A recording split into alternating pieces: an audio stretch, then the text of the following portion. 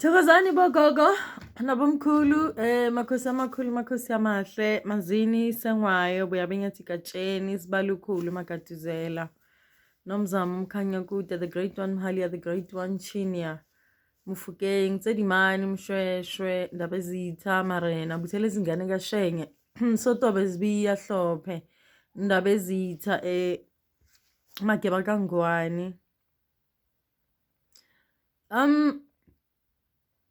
Mzilikazi kaMashobani, okay. Good people, my name is Gogo Mpoka Moody, a Prophet Dr. Mkhulumpo. Ngugobela, ngumelaphi wendabuko. Ngiyakwazi ukuthi ngiprophesize. I use bones to ukuthi ukuhlola, ukuhlahluba. Sometimes I don't use bones, I just prophesize. Okay, I want to talk about ngiyacelisa bandla siphakathi ku-load shedding kodwa yeah. Impilo yona iyachubeka. Okay, I want to talk about ukuthi abantu bathanda ukucomplaina ngokuhlala ephehlweni bahlukunyezwa. I'm not saying ukuhlukumeza into right. Kodwa I want to put this in a two-way scenario ukuthi abantu abaningi bathanda ukukhala. I don't prefer ukuthi umuntu mebuya la kade ekhona ethi kade gogo ngihlezi endaweni ezisoso endaweni ethile ngithwasa. I was not treated good. I was unfairly treated. Kade ngisetshenziswa kugaya umuthi in. And it was just on a short time basis. I was not really properly trained. I don't prefer to listen to such. But sometimes when a person talks to me, ngiyalalela ngoba you don't choose ukutshelwa zonke lezi zinto ukuthi umuntu afike kuwena khala. However, it's not necessary and angifuni mina because of I'm not here ukuthi ngizoba ijaji or wena uzothika ama-boxes wakho ukuthi i-situation yala ekhaya nalapho kade ukhona ezinja. No, it's not my place and please don't do it. Don't do it. Don't come and complain ukuthi wawulaphayana awukhambanga kahle. Get someone to tell, not me, because I know abantu abaningi ayikho abajabulisayo. Yes. So I want to say this. If wena uyephehlweni wafundiswa bese awujabulile, you went out and then decided to take your journey somewhere and la uye khona bese wena, let me talk about myself ukuthi ngendlela engifundisa abantu ngakhona ngilalela idlozi lakho bese ngiyakutshela. If I'm being told ukuthi ngikutshele something bese wena you retaliate ungitshela the way hayike wena uzongitshela lento ngitshela. Look, it is not in your ancestors' favor. It is in your favor actually, because your ancestors baqeda ukuthwasa and they want to help you because they love you. They've anointed you. uNkulunkulu has anointed and chosen you ukuthi amadlozi wakho abawukhokho bakhethe. So wena wena awukhuzeki ingane yakithi, awukhuzeki ingane kagogo, awukhuzeki ingane kamkhulu, wena awukhuzeki awukwazi ukuthi utshele noma yini. But you forgetting that izinto zihamba ngelendlela ufuna ngakhona okwamanje, but still awunethezeki, awujabulile, awuneliseki wena. You've been in a situation where it was difficult. You were given izinto kungekho umuntu okutshengisa ukuthi okay, look, go left, go right, yeah, to put it like that. So ke wena awujabulile because you feel like you want to do things your own way. Akwande bogogo Thokozani Ndabezitha, the great one Mahalia, the great one Chinia. Okay, people are never satisfied with anything. Look, you came back from a very difficult and painful situation where you said you were prejudiced, you were psychologically abused, you were mentally abused, you were verbally and abused, you were prejudiced, yeah. But now mozela ekhaya wena ufuna ukuzenzela amathanda, ufuna ukwenza izinto ngesikhathi sakho. Look, you're not doing me a favor. Mina ngidlulisa umlayezo because abanye bazokhuluma lento bafuna ukuyikhuluma, but people are never satisfied with anything because it doesn't matter what you do, they will always have their way of saying things. Umuntu ufuna ukuthi izinto zihambe ngendlela yakhe. Your ancestors chose you because they love you so much and they decided ukuthi bakhethe ngoba you are anointed and bafuna ukuthi lesi sipho sidlule. But you need guidance, you need to be taught. You need to go to utshelwe ukuthi kumele wenzeni, and they will put you under pressure. They testing you. if your ancestors bakutshela ukuthi look next week we going endaweni so bese wena you come up with your own reasons ukhuluma into engekho. Look, it's your business. Mina anginandaba futhi angicolisi. You must remember ukuthi if ngithunyiwe njengoba ngisithunywa somoya mina, I will do exactly and say exactly what your ancestors are telling me to tell you through yours. It means idlozi lakho lizotshela idlozi lami ukuthi angikutshela. So when if you decide to retaliate ubane attitude, look, it's in your best interest. I mean, it has nothing to do with me. I'm not gonna benefit anything. And wena ubuya khona ukhuluma the way kade uhlukunyezwa ubandlululwa uthathelwa imali, yeah, and nothing was done to teach you in. But mofika la emagceni kagogo, you're not still okay, you're not happy, yeah. Akekho umuntu okudlela imali la ekhaya. But when you've got issues nje, you always complain. You are such a needy person.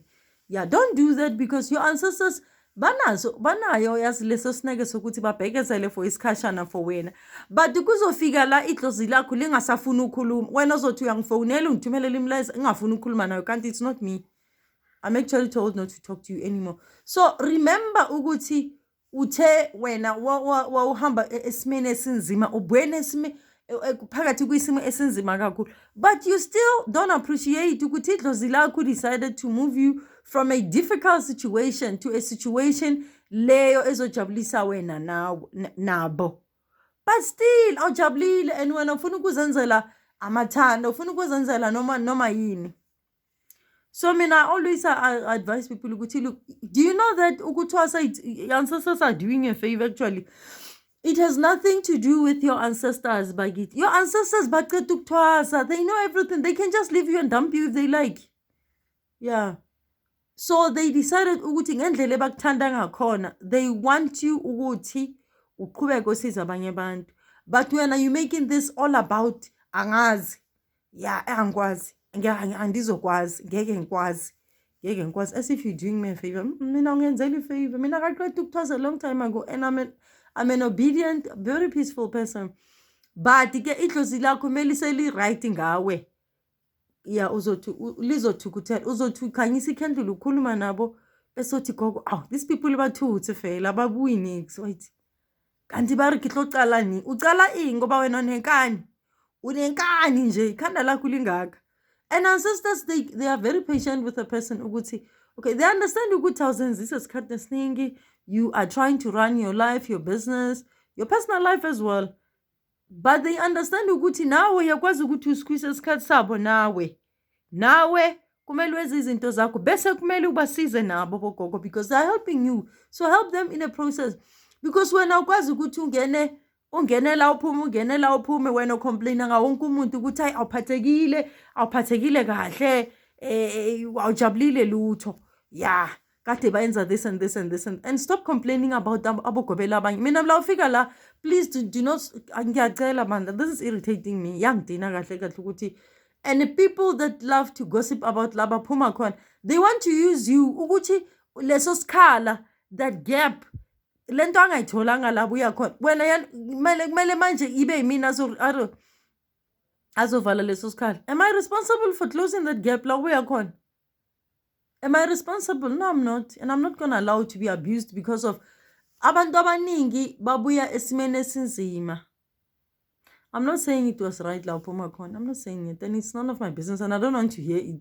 If you want to go tangi size, stop complaining about labantu abuya, because you've made a decision ukuthi uphume lapho. Manje moso ucomplain, kusho ukuthi, do you still want to entertain yourself with inkulumo leyo?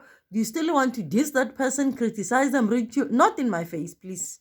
Yeah, you can talk alone when in your space ukuthi lo muntu angakuphatheki, wayengaphathekile kahle, lo muntu angakuphathi kahle. But don't tell me, because I know ukuthi umuntu othanda ukuhleba uhamba hleba nga wonke umuntu. Yeah, I don't remove myself out of the equation because ngiyabaza abantu. Yeah, uzovela baludoti nje ku WhatsApp athi ya gogo nekere naki ba kibatla na kunyane ketse.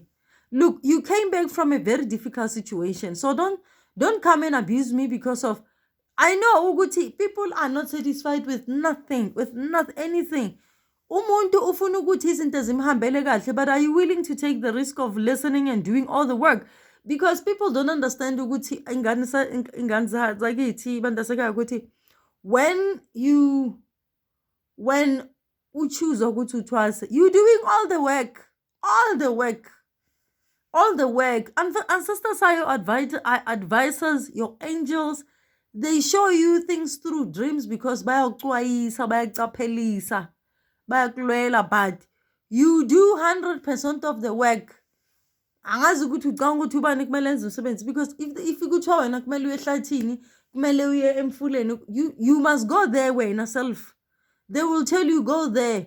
Thola inkukhu. You can't expect ukuthi izinto zenzeke wena ongayenzanga lutho.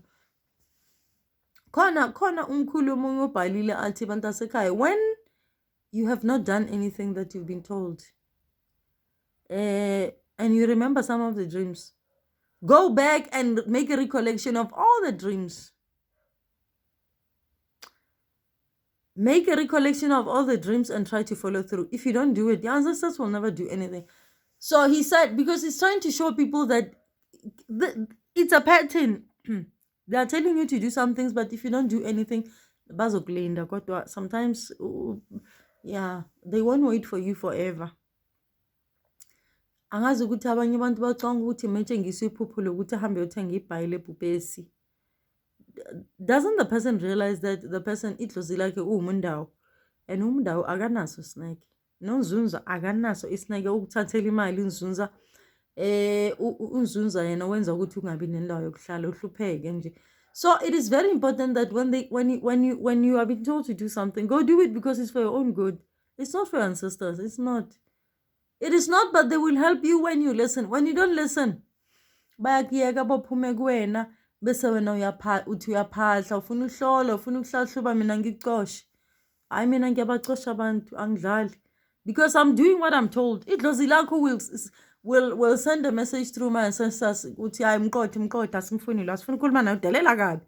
So when you keep on asking yourself, I've done videos about this maybe weeks ago or a month ago.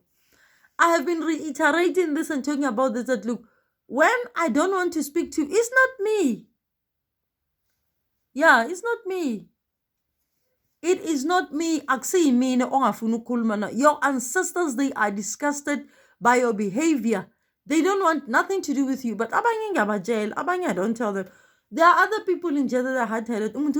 Gogo, yeah, I want to come there. Please, just explain to me why I can't come. Like I owe you an explanation. Now, some people, they think they're all that. Yes, not in my face. It's not right. If your ancestors is refusing an explanation or a consultation with you, they are refusing. Don't tell me that I should explain. Don't, because if you persist, I'll just block your number. And if you keep on pushing, I will not talk to you again ever, because your ancestors block.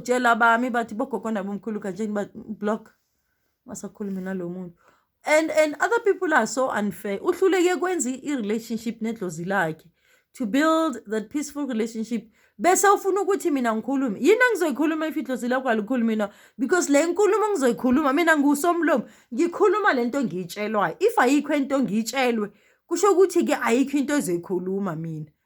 That's how this works. Because if your ancestors, they don't want to speak to you, it means they will not pass a message through no one. Uzohamba uye ku aboyisithunya abaningi abomkhulu nabogogo, uhambe yonke into abomakhosi uthi wena uyahlola uqoshwe. Yakhona laba bazokudlela imali bathi hayi no, alikakhuluma idlozi lakho ungene ephehlweni, abanye bakutshela ukuthi woza uthwase, wena unesidliso ulaliswa notoko, iyakulala itokolosho. Kuyehla izinto ziyanyuka esuswini, inyawo zakho zivutha umlilo, ikhanda lakho liyakusinda, amehlo akho abovu, ulala unentamo ebuhlungu. You have all these ailments that are unexplainable.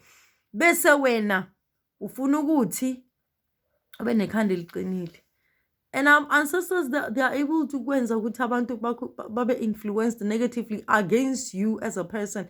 Everybody will be so negative. Izinto ngeke sikhambele kahle. We don't listen to them because they want to show you ukuthi okay, we're not going to uhlakaniphile. We will block every path. You will not be successful with anything. You will struggle. We will make sure that you struggle because they feel so disrespected. When you don't listen to what they say, And moreover, when you don't want to listen through isithunywa, if wena uthunyelelwa la ekhaya bese ubanele ikhanda eliqinile wena ulaleli songitshela ukuthi wakhohlwa ukuthi wena wahlola awudanga imithi, bese you come back and tell me your problems and I ask you, did you order any meat? No, angakatholi isikhathi, and it's been 3 months already wena wahlola. So you must remember that your ancestors bazokhuluma yonke into ngawe ukuthi yini ekumele kusize. So if you don't do any of the suggestions they've provided for you to you, bayakwata nabo, and they might not even want to speak to you again. Khona umunye ngamtshela ngithi wena you've never used those suggestions they've issued to you, or those suggestions they've suggested, those suggestions or solutions that were suggested to you. Bese wena ufika ungitshela ukuthi wena ulali in ngiyaxolisa bandla, wena ulali. Lalelani bakithi. If you don't listen to your ancestors, akekho umuntu ozokulalela. Ancestors are very good at influencing abantu negatively against you. They are very good, and they do it very fast. Uzothi wena uyokhuluma nomuntu kusasa, uqoshwe emsebenzini, uthathelwe imoto, uqoshwe endlini, bathi wena uyakweleta. Kwazi kahle ukuthi wena you don't have areas in your installments zebond. Usweleke nendawo yokuhlala, ayikho into ebuhlungu njengokusweleka indawo yokuhlala. Ancestors are capable. They are so capable of ukumosha everything else yakho. They are so much capable. So akwande thokozani, ngiyabonga.